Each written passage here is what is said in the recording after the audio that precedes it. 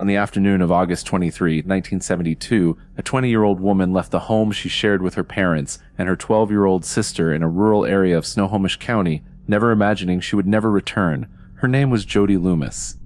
The day was warm and sunny, and for the first time, she decided to leave her car at home and ride her bicycle to the stable where she kept her horse, Saudi, located about 6 miles away. Before leaving, Jody borrowed a pair of boots from her younger sister, then pedaled down a familiar family road known as Penny Creek Road. At that time, the area was still almost completely isolated, surrounded by farmland, narrow dirt roads, and long stretches of dense forest. It was the kind of place where hardly anyone passed through during the afternoon. The road leading to the stable crossed an area bordered by thick woods, and at one point, a small dirt trail disappeared into the trees. That was where everything ended. About 30 minutes after Jody left home, a young couple entered that same trail to do some target shooting in the woods. But instead of finding cans and bottles scattered across the ground, they came across a horrifying scene. A young woman was lying between the trees. She was partially undressed. She had been brutally attacked, and there was a wound above her right ear, likely caused by a gunshot. Jody was still breathing when she was found. The couple placed her in the back seat of their car and rushed to the nearest hospital, but it was already too late. That night, investigators realized something terrifying. Jody had not been randomly attacked in the forest. She had been taken there by force, and the man responsible vanished without leaving behind almost any trace.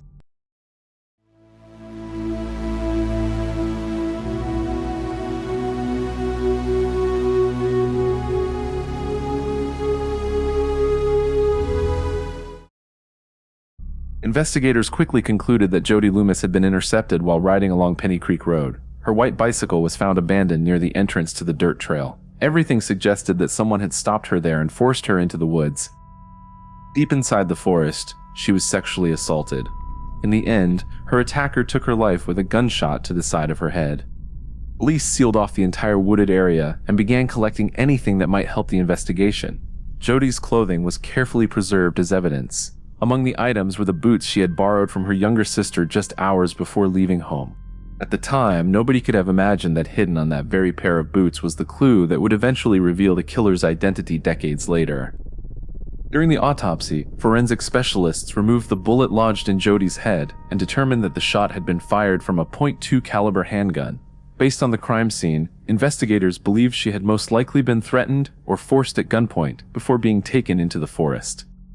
In the days that followed, detectives questioned multiple men from the surrounding area. One local landowner drew attention after witnesses reported that he had previously behaved inappropriately toward Jody.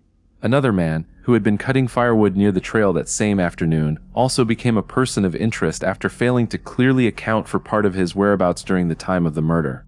Even so, nothing directly connected either man to the crime. There were no witnesses to the attack. No usable fingerprints. No murder weapon recovered. No solid suspect. And as the days passed, the leads began disappearing one after another. Interviews went nowhere, suspects were cleared, and slowly, the investigation lost momentum. By the end of 1972, the murder of Jody Loomis had already become one of the most frustrating unsolved cases in Snohomish County.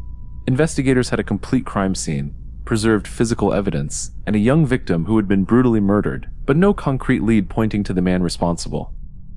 As detectives were reassigned to new cases and other investigations took priority, the Loomis family remained emotionally trapped in that late summer afternoon, waiting for answers that never came. Jody's sister, Jana, was only 12 years old when she lent her those boots for the last time. For years, Jody's bedroom remained almost untouched. Her perfume could still be smelled in the air. Her purse stayed in the same place where she had left it. And as the years passed, the pain inside that house never disappeared. Because the man who killed Jody Loomis was still free. Decades passed without any real progress in the investigation. Jana grew up watching her parents grow older while carrying the same unanswered question they had lived with since 1972. They constantly called the sheriff's office hoping for news, but there was never anything new to hear. Over time, the murder of Jody Loomis became the oldest unsolved homicide case in Snohomish County. Then, in 2005, a detective named Jim Scharf decided to pull the case file off the shelf and start over from scratch. Scharf was meticulous. He reviewed old witness statements, re-examined the evidence, and sent anything that might contain genetic material to the Washington State Patrol Crime Lab for modern testing. 3 years later, something unbelievable happened. In 2008, a lab technician was examining one of the boots Jody had worn on the day of the murder when she noticed a small stain on the outside of the left boot. The evidence had been there since 1972. It had been stored, cataloged, and handled for decades, and nobody had ever noticed it. The substance was semen.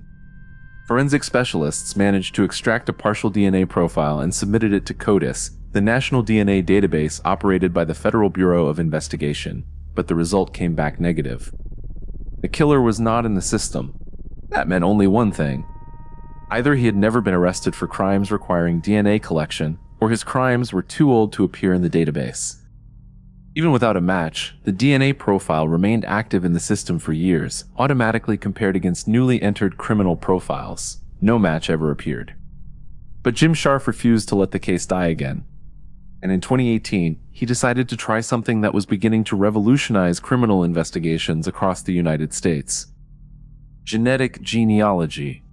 The same technology that years earlier had helped identify the infamous Golden State Killer. And for the first time in nearly half a century, the man who killed Jody Loomis might finally be found. Genetic genealogy worked differently from the traditional criminal database. Instead of searching for convicted offenders, investigators searched for distant relatives through public ancestry databases. If someone related to the killer had submitted DNA to learn about their family origins, investigators could reconstruct an entire family tree until they eventually reached the suspect. That was exactly what happened. A genealogist named Deb Stone spent weeks analyzing public records, family trees, birth certificates, old documents, and generations of family history. Little by little, every connection began pointing toward a family of 6 brothers living in the Edmonds area, just a few miles from the crime scene. But among all of them, one brother quickly drew far more attention from investigators. By then, he was already a 77-year-old man, yet his disturbing past and the multiple allegations of inappropriate sexual behavior that had surfaced over the decades caused detectives to look at him very differently. Even so, genetic genealogy was not considered definitive proof. Investigators needed something much stronger. They needed the suspect's DNA. In August 2018, detectives quietly began tracking the movements of that man to the Tulalip Resort Casino, north of the city of Everett. They watched as he bought a cup of coffee, sat down at a machine, and spent hours gambling peacefully, completely unaware that he was under surveillance. When he finished his drink and tossed the disposable cup into the trash, investigators waited for him to walk away before silently approaching the garbage can. Then they collected the cup. Days later, the lab confirmed it. The DNA recovered from that coffee cup was a perfect match to the semen found on Jody Loomis's boot. The odds of the match being wrong were 980 million to 1. After 46 years, the killer finally had a name: Terrence Miller, known to everyone simply as Terry. And the most chilling detail of all was where he had been that entire time, living less than 5 miles from the crime scene. In 1972, the year Jody Loomis was murdered, Terrence Miller was 33 years old, living in the city of Edmonds with his wife and working as a heavy equipment operator. Despite living so close to the crime scene, his name never surfaced during the original investigation. At the time, detectives focused their attention on local men who personally knew Jody or who had been seen near the dirt trail that afternoon. Miller did not fit into any of those investigative leads. He was never officially questioned, never interviewed by detectives, and his name did not even appear in the case files. While investigators searched for answers in other directions, Terrence Miller remained practically invisible, living only a few miles from the place where Jody had been killed. As the years passed, he continued living what appeared to be a completely ordinary life. He opened a small pottery business out of his home and quietly grew old without ever attracting real suspicion from law enforcement. For decades, the man accused of committing one of the most shocking crimes in Snohomish County continued living freely while the Loomis family kept waiting for answers that never came.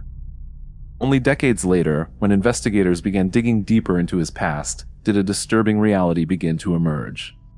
Terrence Miller had allegedly been terrorizing women long before the murder of Jody Loomis, and almost nobody realized it. The history surrounding Terrence Miller stretched back long before 1972.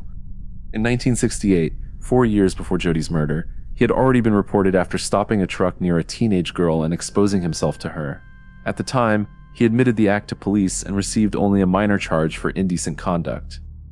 After that, Other accusations continued surfacing over the decades. Claims involving sexual abuse, harassment, and predatory behavior appeared repeatedly. Some victims eventually gave up. Others could not produce enough evidence. None of the allegations resulted in a serious conviction. As the years passed, Terrence Miller maintained what looked like an entirely normal life. He got married, raised children, and eventually ran a small pottery shop from the garage of his home. To neighbors and people around town, Terry was simply a quiet, retired man who spent his time working on ceramics. Most people knew him only as the pottery guy. But in April 2019, nearly 5 decades after the murder of Jody Loomis, Terrence Miller was finally identified as a suspect through genetic genealogy. At 77 years old, he was arrested at his own home early in the morning shortly after returning from a short drive with his wife, whom he had been married to for more than 42 years. According to investigators, Miller did not resist arrest, but he also never admitted any involvement in the crime, continuing to insist that he was innocent. He was formally charged with first-degree premeditated murder and taken to the Snohomish County Jail, where he remained in custody with bail set at $1 million. During a hearing held in late May 2019, Miller's defense team asked the court to reduce the bail amount.